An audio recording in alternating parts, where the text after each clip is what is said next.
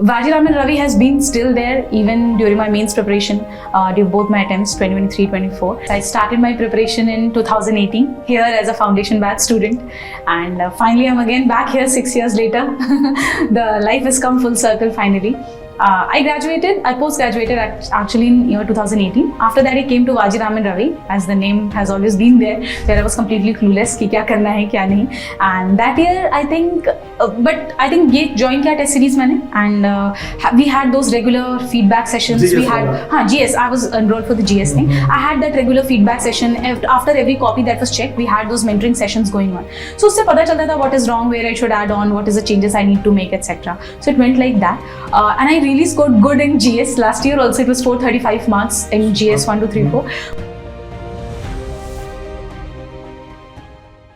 Hello, my name is Mudita Bansal. I'm AIR 44 UPSC CSE 2024. ये मेरा first attempt था. And just a little bit about myself. मेरा graduation Shriram College of Commerce से economics में 2019 में complete हुआ. Since then, I've been working with a management consulting firm named BCG. After 5 years of working, मैंने अपना first attempt दिया just because I felt that I wanted to make a change by being a part of the bureaucracy. So today I would like to talk more about मेरा mains का strategy, especially for students जिनका first attempt या second attempt है, and they're overwhelmed कि इतना vast syllabus कैसे cover करें and cover करते हुए एक differentiator कैसे रखें, because GS में बहुत similar ranges दिखते हैं बहुत बार for most students. So how do you become that outlier? तो उसके लिए first is I would like to talk about GS agnostic things that I did, which I think worked for me. Agnostic means आपका GS 1, 2, 3, 4 चारों जगह पे जो चीजें मैंने अप्लाई किया है. First is PYQs. आपके पास PYQs are your best friends. आप PYQs जब तक नहीं पढ़ेंगे आपको तब तक demand of the questions and demand of UPSC नहीं समझ आएगा. I've interacted with students who start preparing main specific notes, but वो main specific notes topic wise segregated नहीं होते हैं और जो कि आपके syllabus में होते हैं, and दूसरा वो उसको map नहीं कर पाते हैं कि वो syllabus के किस topic से आया है. इसी gap की वजह से जब आपके पास actual में paper आपके सामने आता है, you start facing difficulties क्योंकि आप उसको place नहीं कर पाते हो and आपको उसी time पे एकदम think करना पड़ता है and you don't have a starting point. That is why PYQs are extremely important. Two, like I mentioned, are your main specific notes, especially आप प्री और मेंस के बीच में जो नोट्स बना रहे हैं, पढ़ रहे हैं, irrespective, that's up to you. They should be short and revision friendly. I have seen people say आप 2 pages के notes बनाइए per topic. Personally, I used to make half pages के notes for every topic ताकि मैं उसको paper से एक हफ्ता पहले भी फिर से रिवाइज कर सकूँ. Now मैंने say half a page notes, it does not mean कि मेरे पास content कम था. वो half page के notes used to be very content heavy, मतलब एकदम short में crisp में आप bullet points लिख सकते हैं ताकि अगर वो notes पढ़ें तो वो आपको समझ आए, चाहे किसी और को समझ ना आए, it's okay, but आप उस half page में 2-3 pages worth of content डाल रहे हैं. That's the second thing that I used to do. Third thing is जब आप notes बना रहे हैं ना तो आप consolidate कीजिए उन notes को. And that means one is आप अपना generic points लिख रहे हैं. For example, अगर malnutrition का point है तो one point is poverty है, two is because it's a vegetarian heavy country तो आपके पास protein rich diets नहीं है, three is their distribution system के inefficiencies हैं. But how do you make your point generic to specific? Here's where आपके जो mains के नोट्स हैं जो आप अभी specially for the students preparing 2025 mains जो आप अभी सोचना स्टार्ट करेंगे और अभी लिखना स्टार्ट करेंगे, आप वही पेपर में रिप्रोड्यूस करके आएंगे. So for example if I am saying poverty is the problem, then आप उसके साथ में एक छोटा सा वैल्यूएशन कर सकते हैं कि पॉवर्टी में या फिर हंगर इंडेक्स जो कि FAO निकालता है उसमें इंडिया का क्या रैंक है. It's a very small point but it make your mains answer writing very enriched. Fourth is, and again I keep saying this, UPSC ने GS1, GS2, GS3, GS4 अलग अलग किया है. These are not different subjects. Polity और economy अलग अलग नहीं बैठते हैं. तो अगर आपके पास कुछ भी ऐसा content है जो आपको लगता है कि GS3 का है but GS2 में यूज किया जा सकता है, please make your notes fungible. Please play around जो भी आपको पता है. Again coming back to your poverty example and your hunger index example, आप उसको GS3 में डालिए, एग्रीकल्चर में मिलेट्स पे लेट्स से कोई क्वेश्चन आता है चाहे आप उसको GS2 में डालिए, हंगर के क्वेश्चन में, माल न्यूट्रिशन के क्वेश्चन में, आप एक ही पॉइंट को बहुत सारी अलग अलग जगहों पे यूज कर सकते हैं, सो दैट आपको बहुत ज्यादा चीजें नहीं याद करनी है, पर आप ऐसी चीजें याद करें जो बहुत ही मल्टी डिसिप्लिनरी और क्रॉस पेपर्स यूज किए जा सकते हैं। That's at an overall level कि GS के नोट्स कैसे आपको बनाने चाहिए। Third is just answer writing, like there's nothing that beats practice. आप revise and obviously revision. तो आप अपना notes बना रहे हैं, you can make great notes, but we don't, at least I didn't have the capacity to be able to retain it without revising it. तो मैं अपने notes को बार बार revise करती रहती थी, जैसे कि so I was enrolled in a test series for Forum MGP between my pre and mains, as well as I was also a part of Satyam sir's Conquer program, which was a PYQ writing program. Just a background about this, मैंने 2 courses इसलिए enroll किए क्योंकि before pre मैंने PYQ's answer writing practice नहीं किया था। मेरा focus was just on clearing my basics and then pre निकालना, तो मैंने PYQ's कभी लिखे नहीं थे। And I knew Forum MGP is insufficient for answer writing, but at the same time I also knew that the Conquer program was insufficient to have much more contemporary questions या फिर and real time evaluation, just because Satyam sir का program was not structured that way. तो मैंने ये दोनों courses में enroll किया। मैं answer writing के लिए every day सत्यम सर 5 questions देते होते थे। I used to without fail write those questions, और फिर मैं सुनती थी कि सर ने क्या बोला है अपने model answers में या answer videos में, ताकि मैं आइडेंटिफाई कर सकूं मेरे गैप्स क्या हैं। तो इसके लिए आई वाज ऑलरेडी रिवाइजिंग, मुझे पता था कि आज सत्यम सर ने कौन से टॉपिक से क्वेश्चंस पूछने हैं, तो मैं दिन में वो टॉपिक रिवाइज करती थी, उसके PYQs लिखती थी, PYQs लिख के और जो PYQs हैं उनको चेक करती होती थी।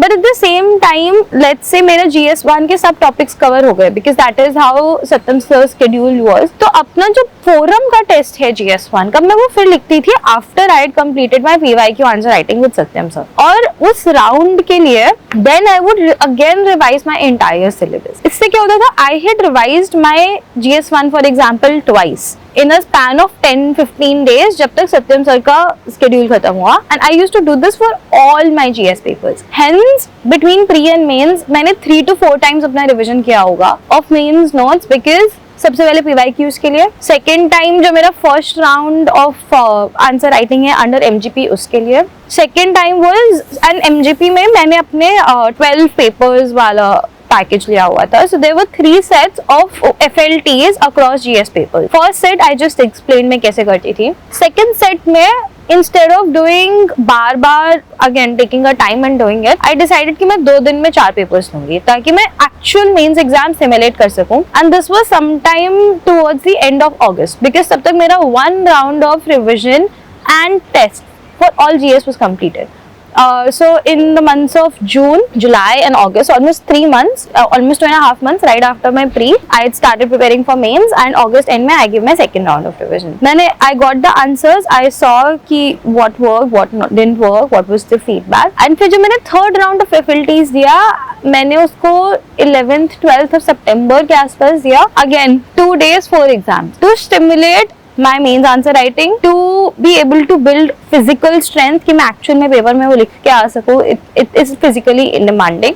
3 is please analyze these tests. Like there's no use of writing tests अगर आप उसकी answer keys check नहीं कर रहे हैं, and more importantly अगर आप self analysis नहीं कर रहे हैं। So and this takes me to my next part of preparation, which is अगर आपने mains notes बना लिए हैं, आपने answer writing कर लिया है, how do you analyze your answers? I think this is one of the most underlooked areas, especially for students जो definitely जो attempt 1 दे रहे होते हैं and even in attempt 2, because time constraint होता है। But आप test दे सकते हैं, but अगर आप उसको analyze नहीं कर रहे हैं, उसका कोई use नहीं होगा। It will take some time, but it has much more return than you can imagine. And कैसे analyze करती थी, जब आपके पास आंसर की आपके पास evaluated copy आता है आपके टेस्ट का, आप फीडबैक को please don't take it to your heart or don't take your marks too hard, but go open 2 things parallelly if you can. First is your जो एकेडमी ने इस्टेब्लिश किया है, पब्लिश किया है आपका आंसर की, एंड 2 इज बहुत सारी एकेडमीज ना टॉपर कॉपीज अपलोड करते हैं, specially like I know forum MGP करता है, इनसाइट IAS करता है, and there are other institutes as well जो टॉपर कॉपीज अपलोड करते हैं। आप वो टॉपर कॉपी उठाइए, सेम क्वेश्चन के लिए ये देखिए कि इस क्वेश्चन को मैंने कैसे आंसर किया, इस क्वेश्चन को मुझे इंस्टीट्यूट ने कैसे बोला कि मुझे आंसर करना चाहिए था, और इस क्वेश्चन को another person who's going to write means with me this year and is my competitor, उसने कैसे आंसर किया, एंड ऐसा क्या लिखा उस इंसान ने कि जिस क्वेश्चन के लिए मुझे 4 मार्क्स मिले उसको 6 मार्क्स मिले या 7 मार्क्स मिले, because every mark matters, even half a mark matters. 0.25 marks से बच्चों का छूटता है मेंस का कट ऑफ या इंटरव्यू का कट ऑफ। तो आप प्लीज वो एनालिसिस कीजिए एंड आपने जो सब सीखा है अपने टेस्ट में उसको इंक्लूड मत कीजिए, go back to your notes, mains का जो नोट्स बनाया है उसमें ही ऐड कीजिए ताकि आपके पास कंसोलिडेशन रियल टाइम हो रहा हो। This is, I think, the most important step, and if you follow these 3 steps of 1, looking at PYQs, 2, having very short, crisp mains notes, and 3, doing answer writing practice, which is evaluative or even non-evaluative, but having a self-assessment of these answers is something which I think is the most important across GS and even your optional papers. So this was my broad GS strategy. Like in terms of resources, अगर मुझे बात करना हो कि मैंने कौन-कौन से resources refer किए, so obviously every GS paper has a different resource. I can talk more about GS3 and GS4 in detail because वहाँ पे I've been able to score slightly more with God's grace. पहले मैं GS3 का बात करती हूँ एक बार. GS3 I was able to score 108 marks this time. I am sure the economics background I have might have helped in some shape and form, but वो ज़्यादा helpful optional के पेपर के लिए होता है, इकोनॉमिक्स ऑप्शन के paper के लिए, ना कि जीएस के पेपर के लिए, बिकॉज जीएस का paper is more generic then N economics optional paper. There are a few things जो मुझे लगता है again might have worked in the जीएस3 paper. Let me गो सब डायमेंशन बाय सब dimension in the जीएस3 paper. First is economy, which is the biggest part when it comes to जीएस3, चाहे वो आपका pre हो चाहे वो आपका मेंस हो। And I know a lot of people rely on Mrinal sir's books for preparing for economy, which is great for prelims, but it is slightly insufficient when it comes to mains answer writing. तो मैं economy के लिए क्या करती थी कि again there are very clearly defined topics in an economy. For example, there is inclusive growth, there is banking reforms, या फिर जैसे अगर आप इकोनॉमी पढ़ेंगे तो आपको दिखेगा ये बहुत ही क्लीन स्पेसिफिक टॉपिक्स हैं। And more than that PYQs में बहुत रिपीटिशन है इकोनॉमी में, मतलब specially when it comes to जीएस3 the repetition rate is very high. तो इसकी वजह से क्या कर सकते हैं कि आप अपना इकोनॉमी का जो भी आपका बेसिक है प्री का, आप आई एम श्योर आपके बेसिक्स क्लियर होंगे। सबसे पहले अपने पीवाईक्यूज पढ़िए, आइडेंटिफाई कीजिए कि क्या थीम्स हैं, क्या रिकरिंग थीम्स हैं, एंड आप उसके हिसाब से नोट्स बनाना स्टार्ट कीजिए। My starting point was I had taken a course from Target UPSC when I just started my civils journey back in October. तो मैंने इट वाज अ 3 month छोटा सा कोर्स जहाँ पे sir had helped us create 2-page notes for all GS subjects. तो मैंने उसको अपना बेस लिया between pre and mains to write shorter, crisper and more value added. That became my starting point. पर उसमें value addition कैसे हुआ? One is again Satyam sir का जो PYQ session है उसकी जो answer keys है, they especially for economy they are amazing because there was a lot of value addition, जैसे किस कमीशन ने क्या recommend किया है, किस तरह का schemes है, a lot of data points etc. तो मैं वो सारी चीजें सत्यम सर के नोट आंसर की में से अपने नोट्स में ऐड करती थी। The second thing I used to refer was I went to Animesh Sir Pradhan, he was AIR 2 of 2023. उनके चैनल पे उनके इकोनॉमी के नोट्स हैं, they're very unstructured notes. तो आप उनके नोट्स कॉपी नहीं कर सकते, पर आप उनके नोट्स से इंस्पिरेशन ले सकते हैं कि आपके नोट्स में और किस तरह की वैल्यू एडिशन होनी चाहिए।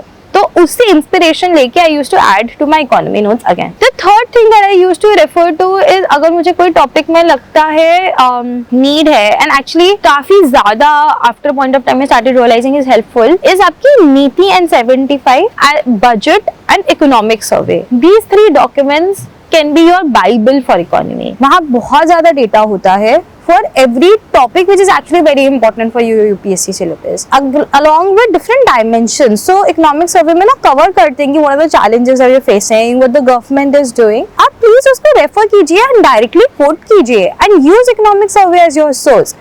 बिकॉज उससे आपका आंसर साथ के साथ क्रेडिबल हो रहा है, सब्सटैंशिएट हो रहा है। Economic survey is a government resource basically, and this is government exam, तो आपको जो अलाइनमेंट है आपके पेपर में दिखने लग जाता है। So that's something that I used extensively. Budget, because there will be new things जो गवर्नमेंट अनाउंस करती है, वो schemes please please please quote in your economy exams, in your agri economy answers, in your agri answers. Schemes like Krishi Sinchai योजना, प्रधानमंत्री जन आरोग्य योजना, जनमन etc. just keep referring to as many schemes as possible in your answer जो कि उस topic से relevant है। हमारी सरकार हमारे लिए बहुत कुछ कर रही है। यूपीएससी wants to see, आपको पता है आपकी सरकार आपके लिए क्या कर रही है, बिकॉज देन ओनली आप जाके लोगों के लिए वो सब कर पाएंगे, तो आपके आंसर्स में रिफ्लेक्ट करना चाहिए। The third thing that I used to do very actively is जो बजट है, जो भी डेटा है, बिकॉज इकोनॉमी और एग्री डेटा डिपेंडेंट होते हैं।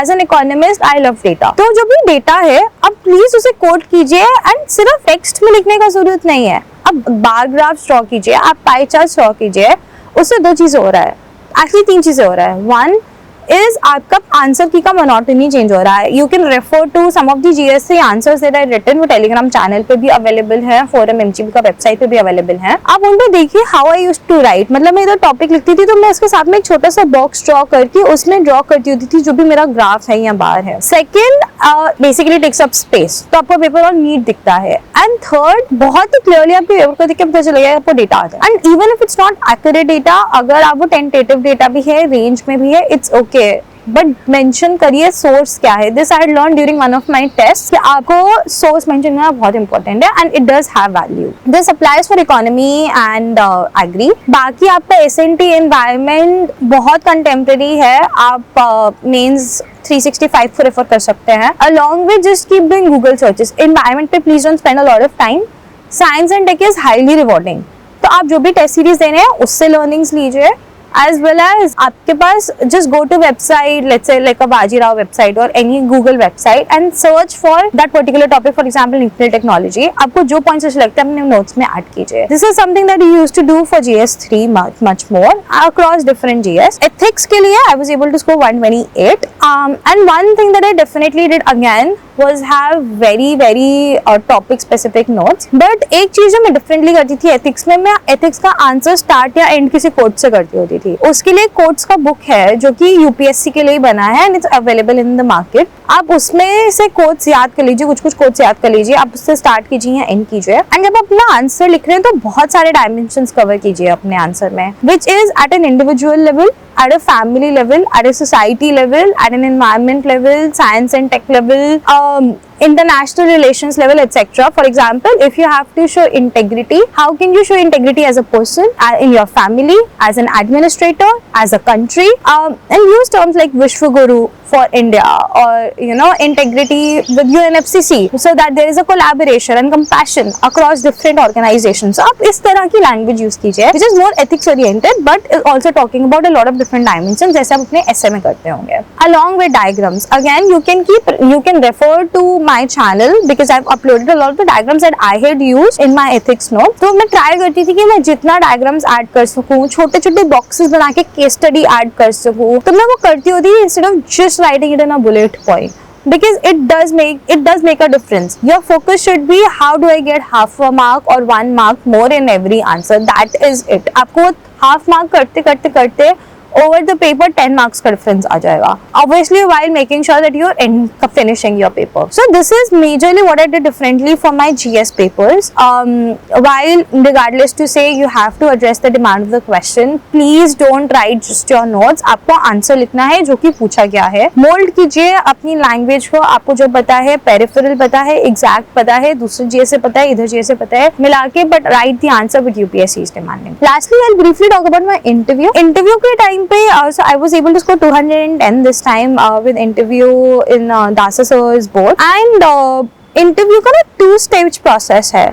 People think only giving your interview is the game and DAF is something that you can just fill randomly। मेरे हिसाब से 50% of your interview is done if you fill your DAF right and वो आपको skillfully करना चाहिए। For example, I had worked as in medical education as one of my projects at BCG and I had worked in public education। आपके DAF में directly कहीं नहीं पूछते हैं कि projects कहाँ पे हैं, but I also knew I was a lead researcher in the project, for example for medical education। जो मेरा position of responsibility है, I wrote clearly that I was the lead researcher for this medical education project under BCG। Why? Because I wanted to give a very strong keyword to the board जो इतना different हो कि उनको मन करे कि हाँ let me ask this girl about what this means। ये तो इकोनॉमिक्स बैकग्राउंड की, इसने मेडिकल एजुकेशन में काम कैसे किया, because it raises curiosity। इस तरह से even in my hobbies I watch Formula 1।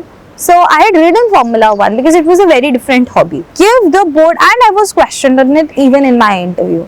So give board keywords which are interesting. When I say interesting, they are administratively interesting. Education, medical education, healthcare, environment, science and technology, things like this. जो आपके UPSC syllabus में है ना, आप उसमें सोचिए आपने क्या किया है जो कि आपके ड्राफ्ट में जा सकता है, बिकॉज वो एक स्टार्टिंग पॉइंट बन जाएगा आपके कंफर्ट जोन से रिलेटेड डिस्कशन करने के लिए in your personal interview. For that matter, मतलब 70% of my interview revolved around my draft. Second is current affairs. Interview के टाइम पे current affairs do become much more important. As a newspaper I used to read Indian Express every day and during my mains to interview phase, and साथ में मैं हिंदू का editorial पढ़ती होती थी because Hindu का एडिटोरियल इज रियली अमेजिंग. इससे आप अपना एक पर्सपेक्टिव, एक ओपिनियन बनाना स्टार्ट कीजिए and make notes. People think that interview doesn't need notes. I personally think interview does need notes along with data. आपने जो मेंस के डेटा याद किया आप कोट कर सकते हैं. कहीं नहीं लिखा है कि आपने इंटरव्यू में जाके डेटा नहीं बोलना है. मतलब if I am saying that the multi dimensional poverty index has reduced, it will have much more value if they से कि आपको हंगर कैसे सॉल्व करोगे आप इस देश का. It will have much more value to say कि देखो इस तरह की चीजें कर सकते हो और इसका इम्पैक्ट हमें दिखता है इन दिस नंबर. तो make your answer specific even in your interview. And third is be honest. Like अगर आपको लगता है कोई डिफिकल्ट क्वेश्चन है, they will try to trick you because they are trying to test you to be future bureaucrats. आप please honestly अपनी integrity को maintain करते हुए आंसर्स दीजिए. They will test you for if you coming for corruption और not. If you are smart, you will be able to figure out that is what they're referring to, and if you're ethical you'll be able to give the right answer because उस time पे सोचने का time इतना नहीं होता. like obviously you can take a couple of seconds and I used to take a couple of seconds before answering ताकि आप अपने दिमाग में कंपोजर क्रिएट कर सके. पर जो आप सच में सोचते हैं वही आपके आंसर्स में निकल के आता है. वही आपके एथिक्स के पेपर में भी आएगा और वही आपके इंटरव्यू में भी आएगा. Please prepare for that. And lastly, communication practice. It's extremely important. One thing that I used to do is between after my interview date came, जिन बच्चों का interview was in a similar dates, तो जैसे मेरा 8 Feb को था तो जिनका जैन एंड से लेके फेब मिड तक था, हमने 6 बच्चों का ग्रुप बनाया and every day 1 to 1.5 hours we used to question each other in an interview format. So if 6 people, 5 people will be interviewer, 1 will be the interviewee. वो सब जो इंसान आंसर दे रहा है उससे 1 से 2 questions, typically 2 questions पूछेंगे which need to be answered in a decent limit. 1 round will get completed and then there will be a feedback. And ये हम सब बच्चों के लिए रोज करते थे. इससे 1 you covering every topic and 2 you're improving your communication skills. आप भी कर सकते हैं. I found it personally very helpful and please be honest with the feedback. Please grow and help others grow. I think that is what helped me in my interview. So this was broadly my UPSC strategy, especially for GS3, GS4 in interview. अगर आपको थोड़ा और detail में strategy चाहिए in terms of sources, मैंने क्या refer किए, some of my answer copies, etc. I do have a Telegram channel. It's by the name Mudita Bansal _AIR44, जहाँ पे मैंने अपना ये सब काफी डिटेल में ऑलरेडी अपलोड किया है ताकि आपको एक चैनल पे सब इन्फॉर्मेशन इकट्ठा मिल जाए. Along with that, if you have any questions, please let the team know, or I usually keep opening the comment section as well. If you want to ask there, आप कर सकते हैं and I would try to respond as much as I can. Best of luck for your UPSC journey, especially for the students writing mains 2025. Please be confident, please have faith and let destiny decide the rest. And I would like to thank DKT team for taking this initiative because it gives a platform for toppers to share their strategy in much more detail. मैं personally काफी refer करती होती थी of DKT of the toppers that I used to like during my preparation journey, and I really hope some of the things that I said today are useful for you as well. Thank you so much.